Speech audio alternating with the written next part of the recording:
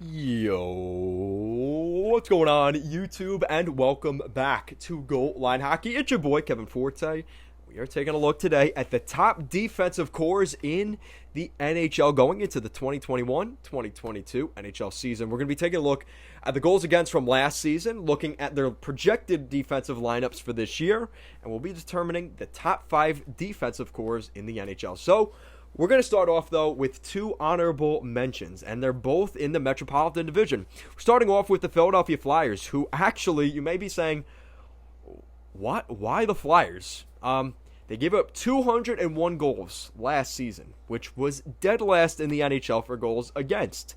They had a really bad goaltender, you could argue, in Carter Hart and Brian Elliott, one of the worst goaltending tandems in the league, which that has now changed, which they brought in Martin Jones. That may be a small victory, but they made a lot of changes to their blue line. Complete facelift to the blue line. They moved out Shane Gostisbehere, Robert Haig, Philip Myers, but they brought in some new guys. They brought in Ryan Ellis, they brought in Ristolainen, and Keith Yandle to replace some of those guys. So a very different blue line next year. For the Philadelphia Flyers, you look at their top pair, Provorov and Ellis. That's going to be really solid, one of the best in the Metro. Sanheim and Ristolainen. I think Ristolainen has something to prove because a lot of people see him as a guy that just, he was in Buffalo and he was never given a chance, and maybe he was one of those guys that just, he wasn't good, and Buffalo thought he was good because their team around him wasn't good, and he looked better than he actually was. Or was he bad because he was in Buffalo? We're going to find that out this year. And the third pairing, kind of replacing Shane Gostisbehere on the power play, you got Keith Yandle, who was a great character guy in the room. All 3 of these guys, really, Ellis and Yandle are good guys in the room, and Justin Braun. And Travis Sanheim playing along Risto on the second pair. Sanheim had a really bad season last year, and I think some of it was his own doing, just not having a good season and not being prepared last year. But I think there were some situations where he had no control and the team around him just wasn't good. That will not be an excuse for this season. The Flyers are a much better team, especially on the blue line. Now, looking at the other honorable mention in the Metro is the Carolina Hurricanes. 136 goals against last season, fourth best in the NHL.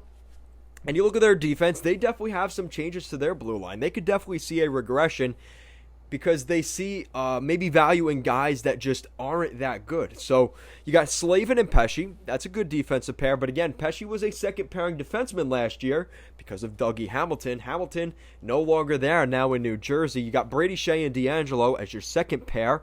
So a couple of former Rangers there. And then you got Ian Cole and Ethan Bear, which you're bringing in guys. I like Ian Cole. Ethan Bear had a rough end to his career in Edmonton, so they're kind of trying to revitalize him. But you lose guys like Hamilton and Jake Bean, and even guys like Yanni Hakanpää, who were depth. It's going to be interesting to see how they replace some of those guys with some of their prospects, and I don't know if that's necessarily going to be the case. So I have some cautious optimism here with the Hurricanes, but under Rod Brind'Amour, the way he has that team structured, I think they will do just fine. Tied with the Carolina Hurricanes in goals against average last season is the Boston Bruins, and that's who we're starting off here at number 5 in our defensive cores. And the Bruins are pretty underrated with their defense. I think they would like to add to their defense, but Bruce Cassidy has a pretty good structure with this team. Now, they've had some pretty big-name guys leave the organization. Guys like Zdeno Chara, Torrey Krug leave this team over the past couple years, but some of the guys that they've drafted taking on bigger roles has worked out for the Bruins. And the key for the Bruins is injuries. They've had a couple of injuries that have hurt them.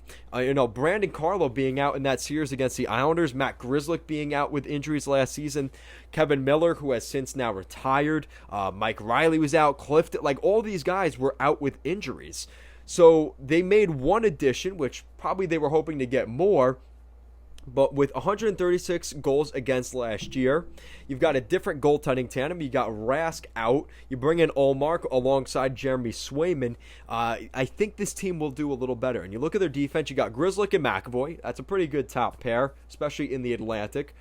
Forbert and Carlo, which is probably going to be more of the shutdown defensive pair. And Mike Riley and Connor Clifton. I don't like that third pair necessarily. That's why they're at number 5, to be completely honest. but I do like some of the guys they still have. I think there's still potential in guys like Jarl Vakainen that could take away potentially a position on the blue line from guys like Mike Riley and Connor Clifton. So we'll see what happens as those guys develop, but I think there is still some potential there. Now, moving up to number 4, we have the Vegas Golden Knights, and under Pete DeBoer, they had a really good goals against average last year, 124 goals against last season, best in the NHL, first in the league. You had a better goaltending tandem. Fleury's no longer there, but their defense is still pretty much the same. They didn't really make any changes, but they didn't really need to. You look, they got Martinez and Pietrangelo, McNabb and Theodore as your top 4. That's really solid. And you're going to see some of the young guys like Nick Hague and Zach Whitecloud jump in there. I think this is a really good top 6 for the Golden Knights, and that's really why they're here at number 4. They're on paper a really good defense. So I think there is something to be said for that. Moving up to number 3, we're taking a look out in Colorado. I'm wearing their jersey today because the Colorado Avalanche have been known now for the past 2 years with guys they've drafted, with guys they've traded for, to have a very, very, very solid defense. You look at the top pair, Devon Toews and Cale Makar. You know, they got to Devon Toews for 2 second-round picks from the Islanders, a top-pairing left-shot defenseman. Pretty good move there by Joe Sakic, but Cale Makar, as well as, you know, a Norris Trophy finalist here in 2021. You have some really good guys there on the top pair, not to mention Girard and Johnson on the second pair, and Bowen Byram and Ryan Murray to round out your third pair. As long as Erik Johnson stays healthy on that second pair on the right side, I don't really see too many issues here. I think we could see maybe Ryan Murray. Maybe, you know, he did play a prominent role in New Jersey. I don't know if he's going to get that necessarily in Colorado, but I do like some of the moves they made. Bowen Byram's going to continue to improve. I think he had some, you know, it took him a little while to progress last season, and I think there were some lapses where maybe he wasn't at his best defensively, but I think we're going to see that improvement from the offseason in Bowen Byram to become a better player for this team. And now moving up to number 2, we're taking a look at the New York Islanders. Barry Trotz has created one of the best in the NHL for goals against in the NHL over the past really 3 years in his tenure with the Islanders. Them and the Boston Bruins have had the best goals against average in the NHL. So they were second in the NHL last season behind the Vegas Golden Knights, and they still have a pretty similar defensive core. You look at that top pair, it's Pelech and Pulock, which is very solid. And the second pair gets interesting because you got Andy Green and Noah Dobson. I don't see that being the second pair. You're probably going to have Mayfield and somebody else, whether that's Sebastian Aho, Robin Salo. I don't know what they're going to do. Bodie Wild. I don't know what they're going to do there. There's still time. The Islanders could still make a trade there. So depending on what the Islanders do there, I'm going to have more confidence in that. But the way the Islanders system is, it's hard to deny that the Islanders are going to have a similar result. I mean, let's be honest. Nick Leddy, for all the praise he's gotten with the Islanders, has been known to be a defenseman that does struggle in his own end. So he's not necessarily a defensive, minded defenseman. He's kind of a liability defensively for the Islanders. Now, is Andy Green a replacement there? Probably not. So I'm going with the confidence that the Islanders will replace somebody there.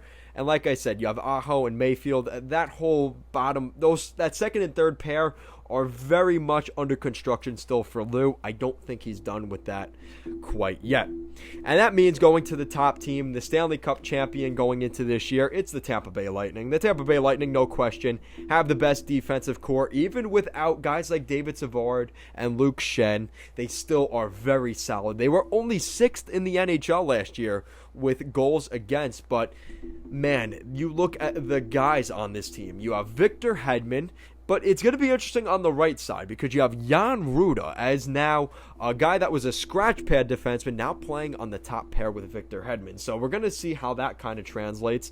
You got McDonough and Cernak. I think that worked really well last year. They're kind of keeping that together this year. And then you got Sergachev and Cal Foote. Now, obviously, Cal Foote is no David Savard, but there is a lot of potential in Adam Foote's son, Cal. And I think Cal Foote, a former first-round pick, still has the projection to be a top 4 defenseman and will probably replace a guy like Rutta and Cernak at some point on that right side. So with that said, I like all these teams and their defensive cores, but you have to give credit here to Tampa Bay. But let me know what you guys think in the comment section down below. Who are your top 5 defensive pairs, cores in the NHL going into the 2021-2022 NHL season? Guys, as always, thank you so much for watching this video, and make sure to give this video a big thumbs up and an even bigger subscribe down below. Guys, thank you so much for watching, and I will see you guys next time.